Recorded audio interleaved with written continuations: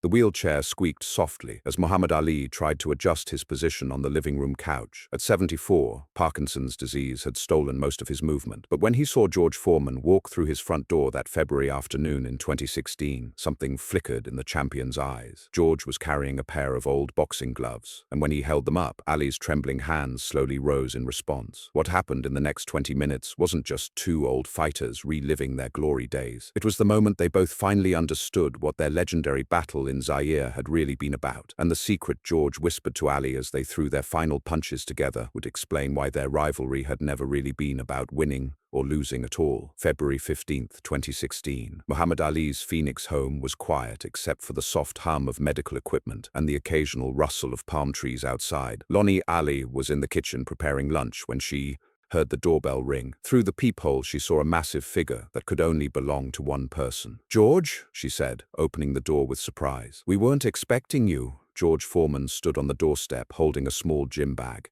his 67-year-old frame still imposing despite the years. His face carried an expression Lonnie had never seen before, urgent, almost desperate. "I know," George said quietly, "but I had to come. I heard about the latest reports from the doctors." Lonnie's smile faded. The news wasn't public yet, but Ali's condition had worsened significantly over the past month. The Parkinson's was affecting his swallowing, his breathing. The medical team was talking in terms of months, not years. "He's having a good day today," she said, stepping aside to let George in. "He's been asking about the old days a lot lately." George nodded and followed her through the house toward the living room where Ali spent most of his time now. As they walked, George unzipped his gym bag and pulled out a pair of weathered boxing gloves. "I brought these," he said, holding them up for Lonnie to see. She stopped walking. "George, I know he can't box," George said quickly, "but maybe he can remember what it felt like." When they entered the living room, Ali was sitting in his special chair, the one that helped support his posture, as the Parkinson's made it harder for him to control his muscles. His hands rested on the armrests, trembling with the constant tremor that had become his unwelcome companion. "Muhammad," Lonnie said gently, "look who's here." Ali's head turned slowly, and when he saw George, his eyes widened with recognition. A smile spread across his face, the same brilliant smile that had charmed the world for decades, though now it took more effort to maintain. "Big George," Ali managed to say, his voice barely above a whisper. George approached carefully and knelt down beside Ali's chair. "Hey, champ, how are you feeling today?" Ali's response was hard to understand, but George had learned over the years to read the champion's expressions as much as his words. There was happiness there, but also something else, a kind of sadness that went deeper than physical illness. "I brought something for you," George said, holding up the boxing gloves. Ali's eyes fixed on the gloves, and for a moment his trembling seemed to intensify. Then slowly, he raised his hands from the armrests. "These are the gloves I wore when I fought you in Zaire," George said. "I've kept them all these years, never used them again after that night." Ali's eyes met George's, and there was a question in them. "Because," George continued, "that fight changed everything for me, and I wanted to ask you something before we don't get another chance." Lonnie started to speak, perhaps to suggest this was too much excitement for Ali, but George held up his hand gently. "I need to know," George said, his voice growing emotional. "Did you know? That night in Africa, did you know what you were doing to me?" Ali frowned, clearly not understanding the question. "The rope-a-dope," George explained. "The way you let me hit you over and over. Did you know it was going to destroy me?" For several seconds, Ali said nothing. Then, with great effort, he managed to speak a single word. "Scared." "Scared of what?" Ali's hands moved slightly, and George recognized the gesture. Ali was trying to point to him. "You were scared of me?" George asked. Ali nodded slowly. "But you won. You beat me." Ali shook his head, and with tremendous concentration managed to form words. "Both scared." The simple statement hit George like a revelation. He had spent 42 years believing that Muhammad Ali had entered that ring in Kinshasa with a master plan, confident and calculating. The idea that Ali had been afraid of him, of losing, of the pressure, had never occurred to him. "I was terrified that night," George admitted, his voice breaking. "I was 25 years old, and everyone expected me to destroy you. I'd been knocking people out left and right. And then I got in that ring with you and—" Ali was listening intently, his eyes never leaving George's face. "And I couldn't knock you out," George continued. "No matter how hard I hit you, no matter how many times, you just kept getting back up, and with each round, I got more desperate, more tired, more scared that I wasn't who everyone thought I was. George reached into his gym bag and pulled out a second pair of gloves, newer ones but still old, worn from years of use. These were mine from that fight, he said. I want to ask you something crazy. Ali waited. Will you spar with me one last time? Lonnie started to object, but Ali was already moving his hands, trying to gesture that he wanted the gloves. Not standing up, George said quickly. Just sitting here, like shadowboxing. Real slow, just to remember what it felt like when we were both young and strong and scared out of our minds. For the next few minutes, George helped Ali put on the old gloves from Zaire. Ali's hands shook as they slipped into the leather, and George had to help secure the laces. But when the gloves were finally on, something changed in Ali's demeanor. George put on his own gloves and pulled up a chair directly in front of Ali. Okay, champ, George said softly. Show me that famous Ali shuffle. Ali's feet didn't move. The Parkinsons made that impossible, but his gloved hands rose slowly from his lap. The movement was shaky, uncoordinated, nothing like the fluid grace that had once made him the most beautiful boxer in the world. But it was unmistakably Muhammad Ali. George raised his own hands, and for a moment 2 old men sat facing each other in a Phoenix living room, moving their arms in the ancient rhythm of boxing. You know what I figured out? George said as they moved in slow motion together. That night in Africa, we weren't really fighting each other. Ali's gloves paused mid-movement. We were fighting ourselves, our fears, our expectations, everything everyone told us we had to be. George threw a slow, gentle jab that stopped inches from Ali's face. You were fighting the pressure of being Muhammad Ali. I was fighting the pressure of being the man who was supposed to beat Muhammad Ali. Ali nodded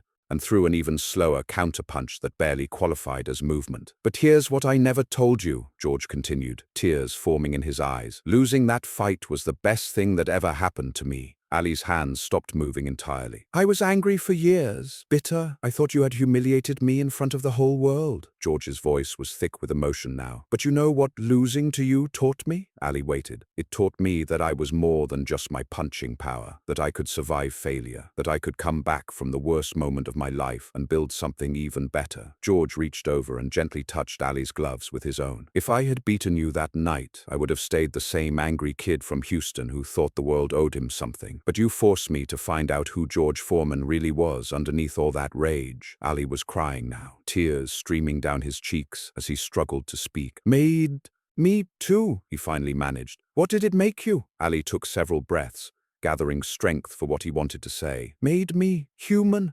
The words hung in the air between them. George understood. For all of Ali's bravado, all his poetry and predictions, the fight in Zaire had forced him to confront his own mortality, his own limitations. The rope-a-dope hadn't been a strategy born of confidence. It had been a desperate gamble by a man who knew he might not be fast enough anymore. So we both won that night, George said. Ali smiled and nodded. One more round? George asked. For the next several minutes, they continued their slow-motion shadowboxing. Sometimes George would throw a gentle jab, and Ali would slip it with the slightest movement of his head. Sometimes Ali would attempt a combination, and George would cover up dramatically, playing along with the pantomime. Lonnie watched from the doorway, tears in her eyes, as she witnessed something she knew would never happen again. 2 of history's greatest heavyweights, reliving their youth in the gentlest possible way. As they continued their mock sparring, George began talking about their lives after boxing, how he had found peace in his faith, in his family, in his unlikely career selling grills, how he had learned to laugh at himself, to embrace the gentle giant persona instead of the fearsome destroyer he had once been. Ali couldn't respond with words, but his expressions showed he understood. He had found his own peace too, in his humanitarian work, in his role as an ambassador for Islam, in the way he had transformed from the loud, brash Cassius Clay into the wise, contemplative Muhammad Ali. You know what my granddaughter asked me last week? George said, as he threw another mock punch. Ali tilted his head, curious. She asked me if I was sad that I lost to you in that famous fight. And you know what I told her? Ali waited. I told her that losing to Muhammad Ali was like losing to history itself, that it was an honor to be part of something that people would still be talking about 40 years later. George paused in his movements and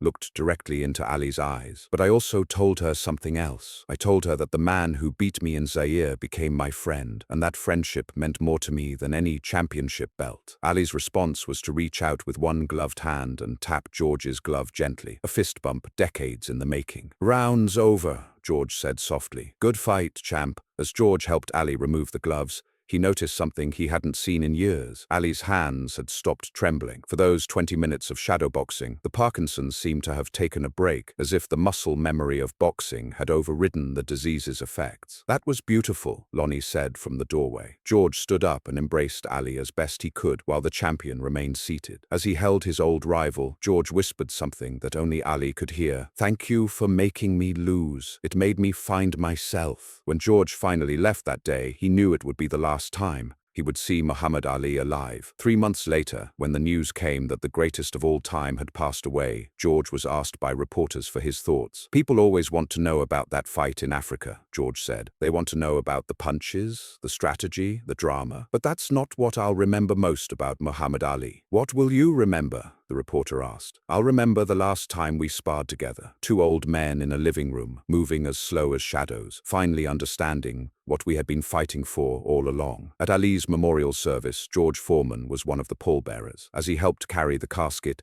he whispered a final message to his old friend. "Thanks for the dance, Muhammad, both times." Today, the gloves from that final sparring session are displayed together at the Muhammad Ali Center in Louisville. George donated his pair to be shown alongside Ali's, with a plaque that reads, "These gloves were worn during the final bout between Muhammad Ali and George Foreman, February 15, 2016. No winner was declared because both fighters had already won what they came for, understanding." Visitors to the exhibit often ask about that final fight. The docents explain that it wasn't captured on video, wasn't seen by millions, wasn't scored by judges. But everyone who hears the story agrees it might have been the most important fight either man ever had, because sometimes the greatest victories happen not when you prove you're stronger than your opponent, but when you discover that your opponent made you stronger than you ever could have been alone. And sometimes the most powerful punch you can throw is the gentle tap that says, "Thank you for being worthy of fighting." Muhammad Ali and George Foreman taught the world that rivalry doesn't have to end in hatred, that losing can be as transformative as winning, and that the measure of a true champion